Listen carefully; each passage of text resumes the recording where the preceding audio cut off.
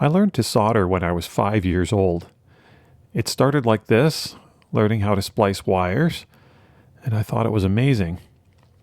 I still think it's amazing when considering how much of the world relies on this simple process of melting metals to hold things together.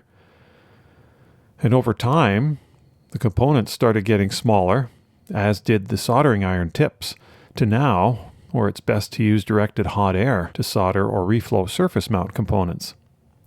And aside from the potential harm of skin burns, the flux fumes, or contact with lead solder mixes, I thought the process and tools were benign.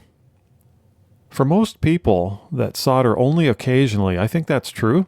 But for people that solder every day for hours at a time, or in my case, having used a soldering iron almost daily for my entire life, I recently came across a problem.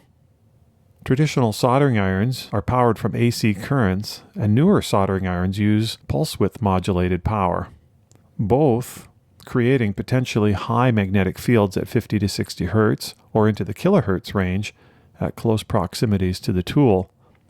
Months ago, my right-hand fingers were starting to feel very sore after I started my soldering work for the day, and especially my right middle finger. It never occurred to me until then to measure my new fancy soldering iron and hot air tools for AC magnetic field levels.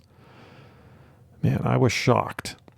Shown here is the measured field strength of a typical soldering iron, and this is using our new Safe and Sound EM3 meter that's expected to be released this year. In the hand position, you can expect to see around 10 to 15 milligauss. In the case of a hot air tool, the field exposures can be over 100 milligauss. Unbelievable. And this is what my right hand was dealing with for hours every day. And looking at my hand holding position of the iron or hot air tool, notice the position of my middle finger. It turns out to be the closest to the source of the magnetic field.